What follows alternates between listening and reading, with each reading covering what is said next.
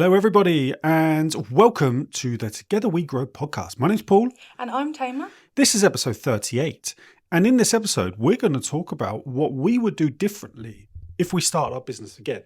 And of course, this is taken from our years of running our home fragrance brand, growing it up to £7.5 million in sales, having 3 brands in total, and like all of the different lessons that we learned along the way on what worked, what didn't work, what went well, what went badly, because trust me, there was a lot of lessons learned, which is why we started the Home Fragrance Academy as well, is to try and teach people those lessons so they don't make the same mistakes we did, and also so they can have the best chance of success from following our methods that have proven to work. Yep, exactly. So we hope you get lots of golden nuggets from this episode. Absolutely. So this is episode 38. Let's dive in, shall we? Let's go.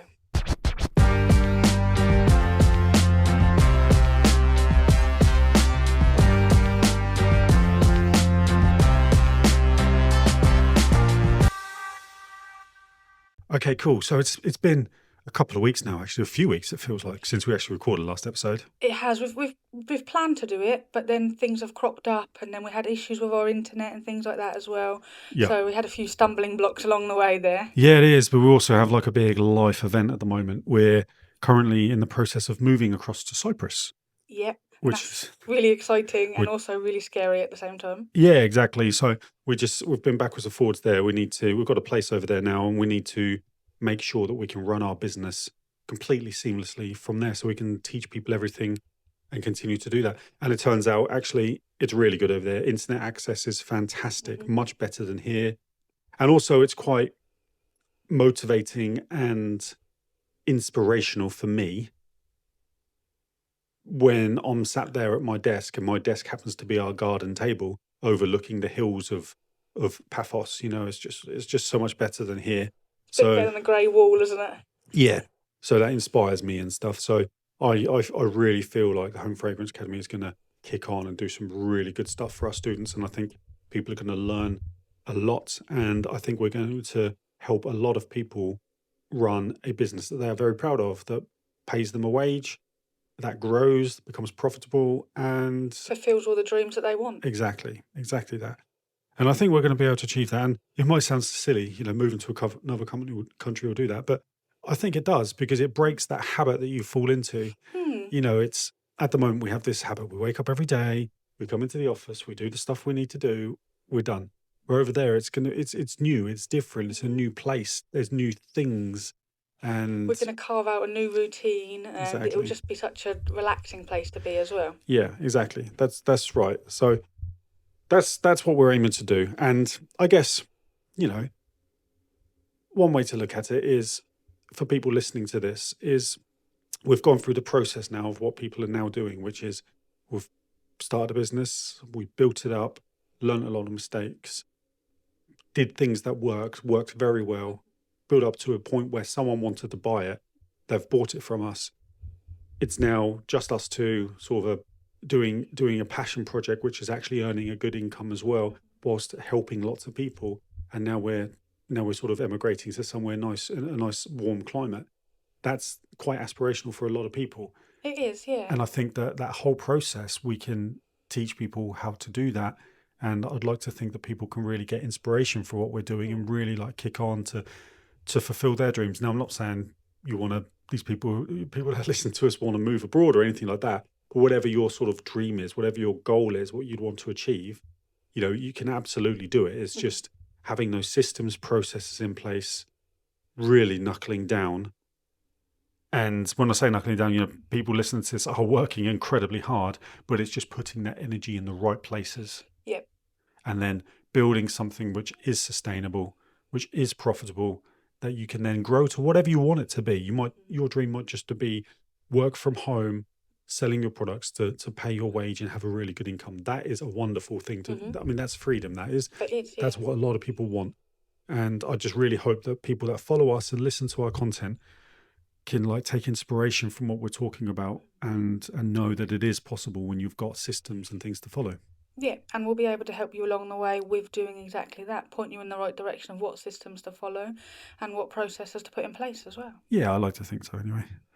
Good. Okay. So, yeah, in this episode, we thought we'd talk about what we'd do differently if we started again, because things have changed a lot since we started Cozy Aromas.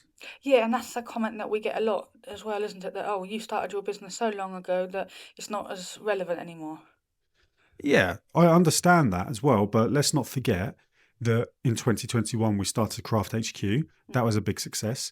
And only 2 years, we've exited our business now for a year, but it was only 2 years ago that we started Waxkind, which was a big success Yep. when it launched, even more so than what Cozy Aromas was at the beginning.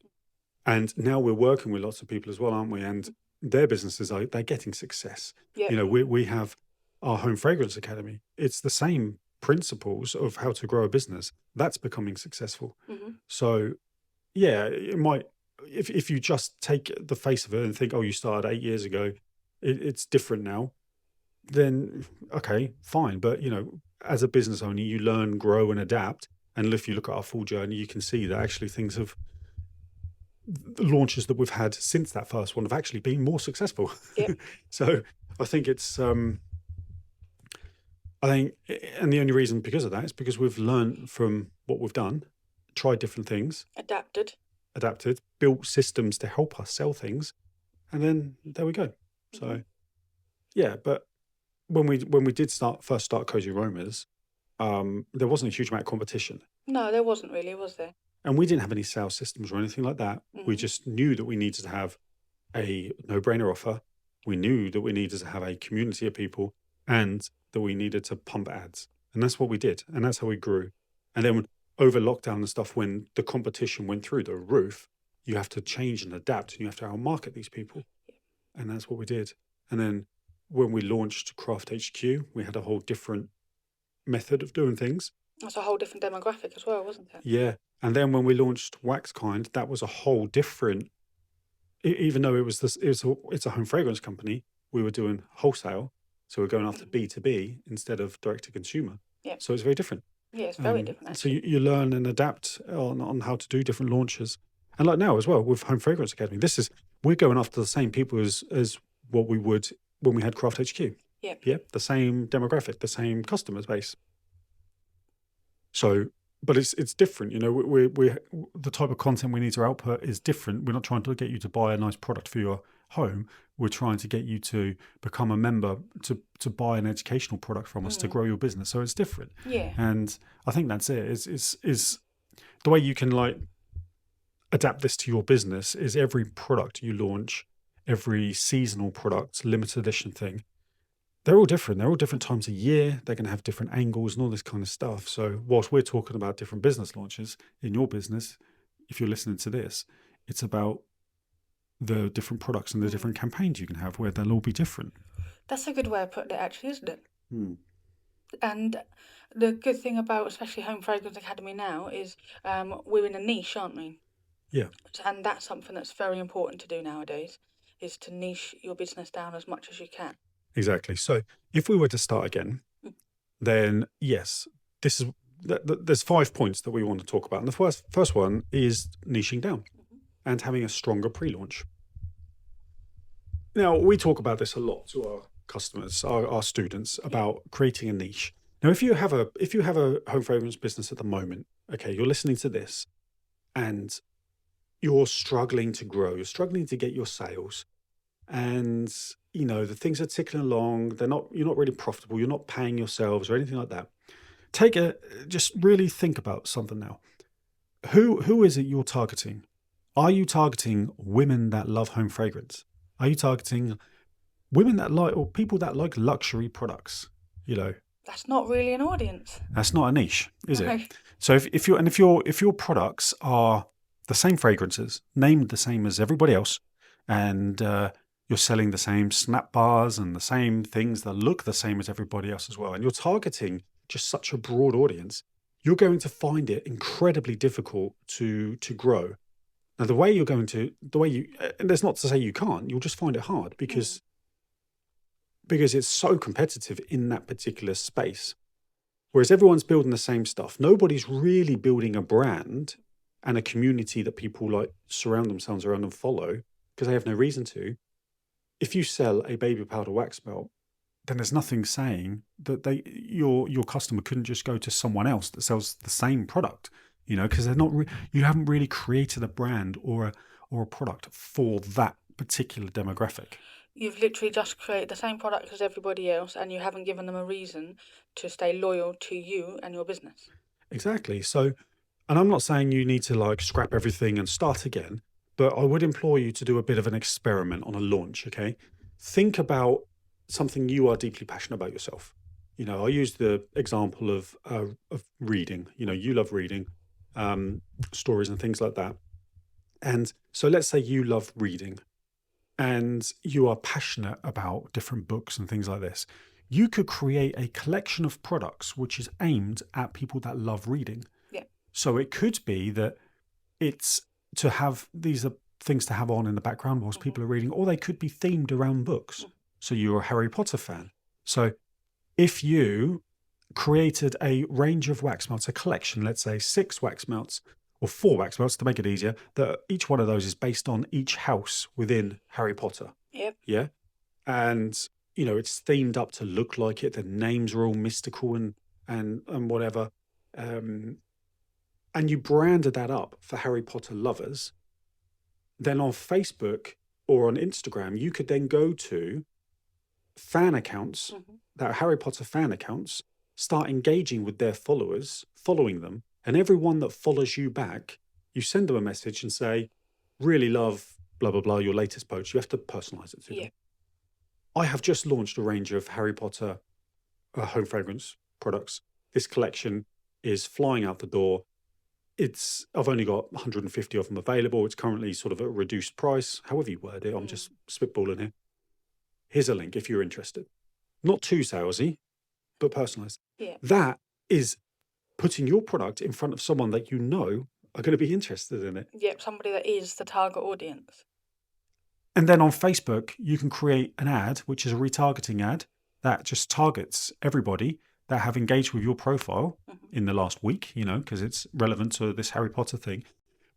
Or you can target a cold audience of people that like Harry Potter based on their interests, which you can do on Facebook. Yep.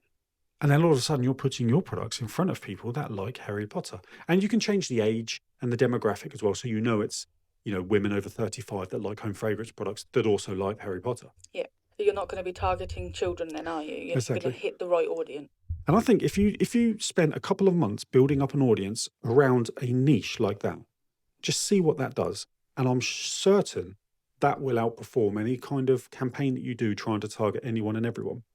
Definitely, because it is targeted exactly who you want to target at. And if you're targeting the right people, you're obviously a lot more likely to get your orders coming in. Yeah, exactly. And we know this works because firstly, we're doing it for the Home Fragrance Academy. Our niche is home fragrance business owners. So all of our content is about that.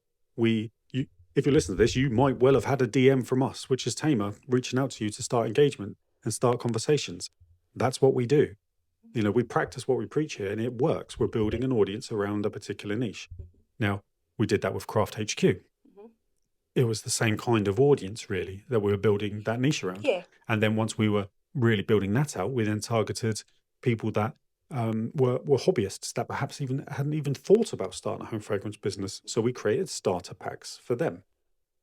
And then with Waxkind, which is our most recent home fragrance business, we were targeting stores, which was a whole new thing, which I won't get into now. But even online, we completely branded up to be targeting women who were very much interested in looking after the environment, were very eco-conscious and wanted to give back and all this kind of stuff. It's a different demographic. It's a niche. Yeah. And we targeted them. So it really does work. And, the brands, the companies that we work with, the ones that continue to do well are the ones that have a niche audience. Yep, they've carved out their niche and they're working on their community as well. So that's what I do differently. And I've got two things in my mind here, and I think both of these will work really well. I would either create a brand, just a brand targeting one demographic, one niche audience, one target. It could be book lovers, it could be travel enthusiasts, something like that. Or I would create just a normal brand that on the face of it doesn't look like it's targeting anyone. But then I would do what I've just said, the example I just gave you, which is create collections targeting different audiences. Okay. So Yeah. I might create a travel collection, and run that for 2 or 3 months, and then scrap or park that. Then do a book lovers collection, do that for 2 or 3 months. Then something else, pet owners collection, and then assess which one works the best, and maybe then sort of pivot and go all in on that. Try and be a bit flexible. That's what I'd do anyway. That could be a good idea, actually. If you're not sure what sort of niche to go Yeah, down, do it via collections and test it out. exactly. Mm. So yeah, give that a go. I think that's what we'd do. So that's point one. Yep. Number two is better packaging. I'd do that earlier. I would, as early as we possibly could, I think, in our process, I would want to improve our packaging and have something a bit more bespoke, easier to do, and just looks nicer, basically. Yeah, because when we first started with Cozy Aromas, we went straight in with plastic, and we kept with plastic all the way through until we tried to then... For 5 years we had plastic. Yeah, 5 years we had plastic, and we then tried to obviously upgrade and move on to cardboard packaging. But if we did that earlier, it would have been a lot better, wouldn't it? Yeah, and actually cost less. Yeah. In the long run. So, I mean, excuse me, we started off with those little round plastic pots, which were quite unique to us at the time. They were at the time, yeah. Nobody else had anything sort of that large, really, did they? No. And we did love them, though, didn't we? Yeah, we did. But the problem is, it's plastic for starters. It's accessible to everyone, so it's not really unique to you. You then have to find labels to fit the product, the actual thing. You are then reliant on suppliers, which came back to bite us hard. Really hard. When just all of a sudden, this was only in 2023, I think it was. So we'd been using the same plastic pots for 5 years. It happened twice. Yeah. It happened our first Christmas. Yeah. And it did, didn't it? Our first one. And then much more severely in like 22, 23, where basically the manufacturer was in the Netherlands, and we had an importer in the UK, a distributor in the UK that we worked with. They just decided that they weren't going to stock them anymore. Yep. And it was only when you went to place your next order that you realised, and they went, oh no, we're not going to stock them anymore. Either you buy a whole container of them, or you just don't have them. And a whole container, I think, was like £50,000 or £60,000, which was just unreal to us at the time. And I mean, so that's where we had to change real quick. So then we got some semi-temporary plastic packaging whilst we then developed our own. And we thought, right, from now on, we're just going to be our own manufacturers on this. So that's one thing, is the supply line. But, if you're early in the process, you haven't got to worry about that too much, because you can pivot. And also you probably are buying quantities that aren't going to, you're going to be buying smaller quantities. So you're not going to be taking all of the stock of your distributor and all that kind of stuff. But there's also the actual branding aspect of it as well, isn't there? There is, yeah, because if your product looks exactly the same completely as everybody else's, you want something to make it stand out, really, don't you? So when we changed to our cardboard packaging, we had moulds made for us with our logos in them. So when people were taking photos of their wax melting down and things like that, it always had our logo on it and things like that. So it's just a bit of a step above, isn't it? So people that aren't aware of our products, well, you said you've got cardboard packaging, but you've mentioned moulds there. Do you want to sort of talk about what it was? Yeah, so we created snap bars, essentially. They were large 100-gram snap bars, and we had moulds made with our logo in each section of the snap bar. We'd pour those, pop them out. We had a cardboard box which was fully printed with the name, the scent description, and it had all of the design on it, the CLP on the back, and we'd fold that box up, stick the batch label on, slide the wax melt in, and it was ready to go. Yeah, and it was a beautiful looking product, because it's all printed and it looks professional, because it was ready to go in shops, all of that.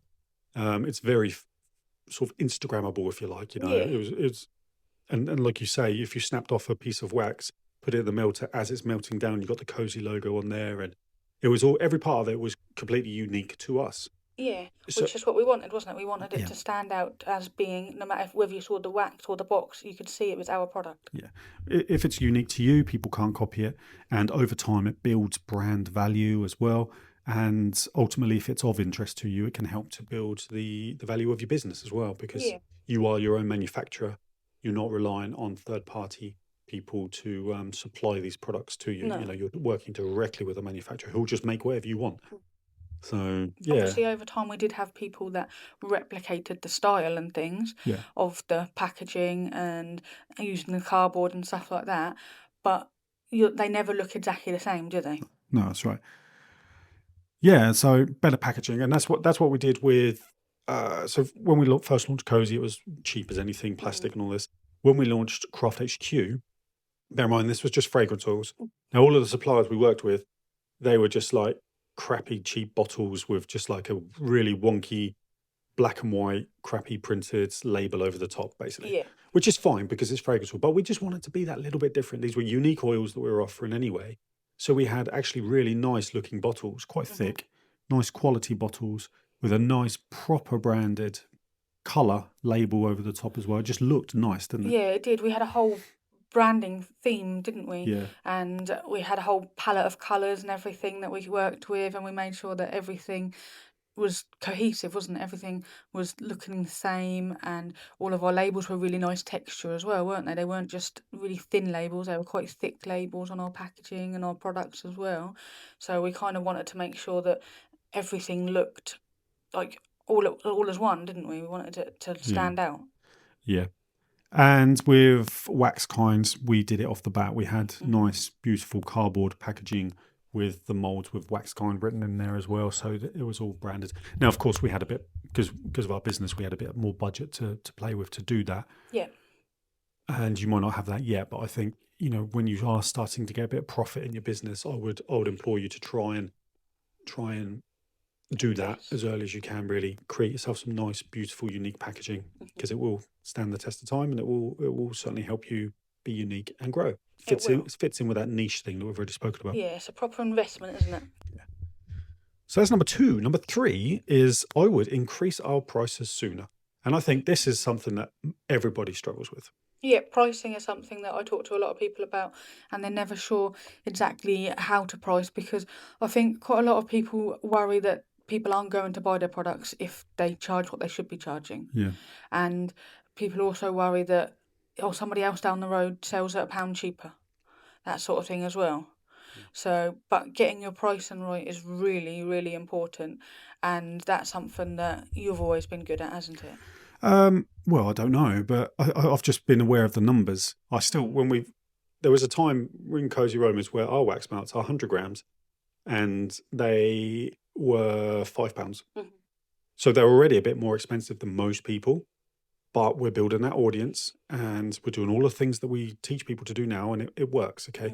And when you have an audience, people that actually care about you, and you're open and honest with them, and you engage with them as humans, and you say, sorry guys, look, we're approaching the VAT threshold. We do need to increase our prices, or supplies have gone up. We need to increase our prices.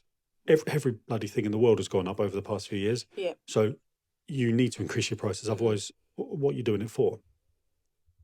Once you've done that and you've got that audience, increase your prices. They will be very receptive to it. They won't mind, because they understand. They want to support you. They love your products. They want to keep buying from you. That's why they buy from you in the first place. So they don't mind spending a bit more. Yeah, be open and honest about it, and if you could, ideally do it as a video. Yeah, of course, yeah. Everything you need to do to get the message across. You will get people that will leave you and they'll say something horrible and bugger off. But that's fine, because they weren't really invested in you in the first place. No. Now, if you're listening to this and you think, well, I don't have that kind of audience of people to sort of talk to about it, then you shouldn't worry about it even more then, should you? No, you're ready to increase your prices because it's not as a big worry, is it? Because if you're in that early stage where you haven't really got that close-knit community yet, just increase them then. because you haven't got that community of people that will complain and potentially stop buying from you. Increase your prices, get them up. You need to be profitable. If you're not, then you're going to then there's no point in doing it. No, and you won't be able to scale, you won't be able to grow, because you won't have the money there to be able to invest in the new things that you need to invest in, and invest in advertising and all sorts of things like that to be able to grow your business. Exactly. And the minimum you should be charging, I talk about this so much, we've got lots of training on this inside a Home Fragrance Academy as well, is whatever it costs you to make your products, multiply that by 4. that's the minimum you want to be charging. There's all sorts of reasons why and all that, which I won't get into now because I've done it so many times on previous podcasts and in our training. And yeah, I think when we increased ours, we started in 2018. Was it 2020? We went from £5 to £5.99. I think it was 2020.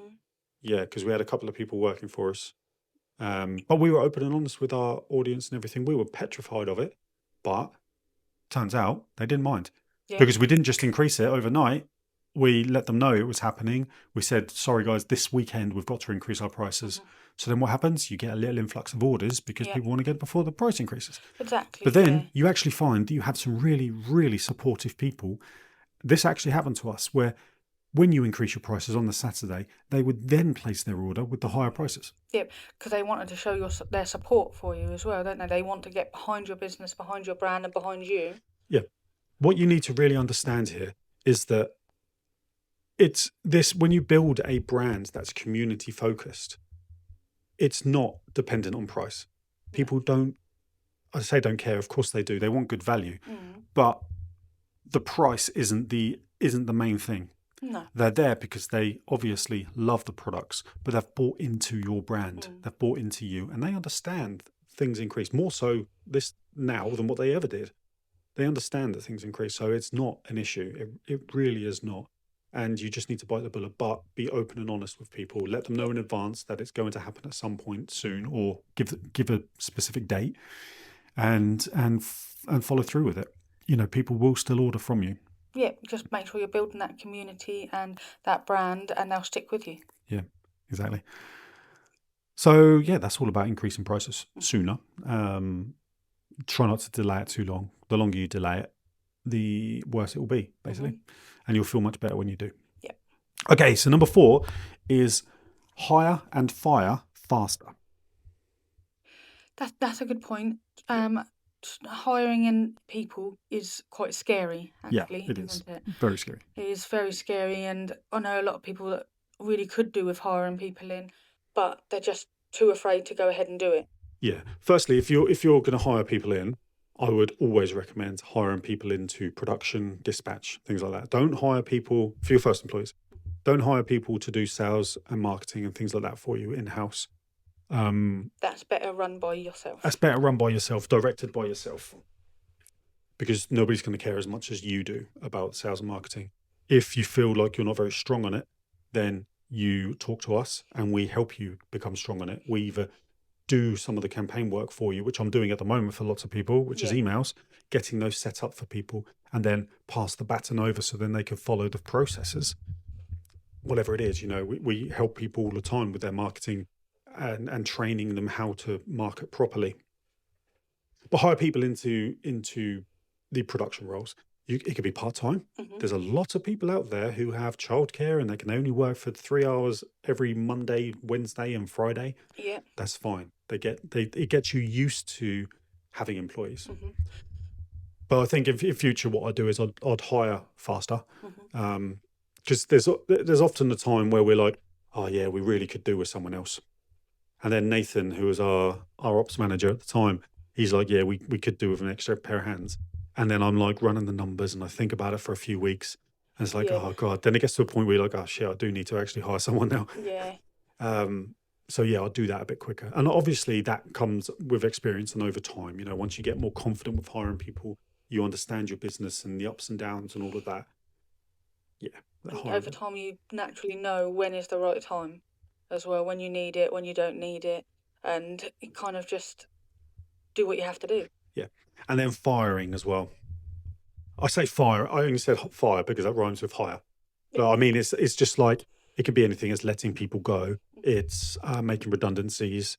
It's being fluid. It's spotting a bad egg and getting rid of them if you need to.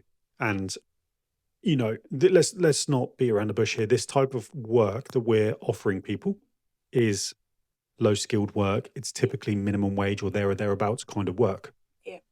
So the turnover of staff, especially when you're hiring 20 or more people, can be quite high because it's tiring work when you're pouring wax melts and packing orders all day. It's not for everyone. No. And we had people that would turn up late every single day, that would be out and about in the morning smoking weed, that would, you know, leave for lunch early, come back late.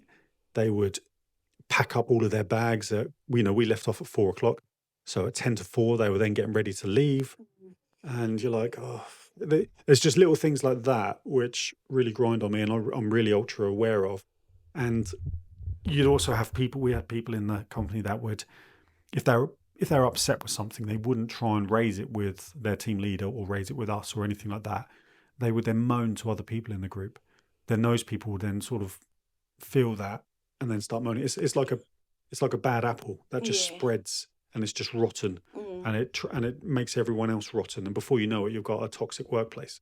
And it got to a point when we had that, Yeah. and then we were like, right, we need to stamp this out. And we literally had to conduct interviews with people, like, right, what's the issue, and sit people down, that sort of thing. Because if you Yeah. leave it too long, like you say, it is going to fester. Yeah, it does. And I think it's just spotting that. It's, the people that you work with, you see them all day, every day. So you do become friends with them and you become very friendly with them. But you also have to remember that this is your business. It's your livelihood, just as well as it is theirs, but it's your life, basically. Yeah. It's their livelihood, it's your life. And don't be afraid to let people go. And if business is really slowing down, and we had a point, didn't we, where sales were really starting to dip. This was after the invasion of Ukraine, Yeah. where the whole world was like, oh my God, everything's going up in price, fuel shortages. I need to hold on to my money. We know it's a sharp decline. It was a panic, wasn't it? So we were like, oh my God, what do we do here? And in previous businesses, I've gone through phases of growth and also phases where you have to scale back and make people redundant. So I'm used to doing that anyway. Yeah. So it's like you have to have almost like a magic ball and be able to see in the future and understand your numbers and see the market trends. And if things are going down, then you need to like let people go sooner, to protect your business. And that's fine. People understand that happens. Obviously, they're upset and they don't want it to happen. But you have to do what's right. Yeah. Because if you don't, and you're just going to continue paying everything out that you're paying now without the orders coming in, without the money coming in, you're going to get to a point where it's not sustainable at all. Yeah, exactly. That's it. So yeah, higher and fire and faster. Now the final point 5, is it's trusting my gut instinct more. That's what I would do. If we had to start again, I would trust my gut instinct a lot more. There is something about your gut instinct that is usually on the money. It is, isn't it? It and is. Personal life and work and stuff. It's just it's a weird one. It is. And I yeah. think if I just have a feeling about something, positive or negative, normally negative, because that's how humans work.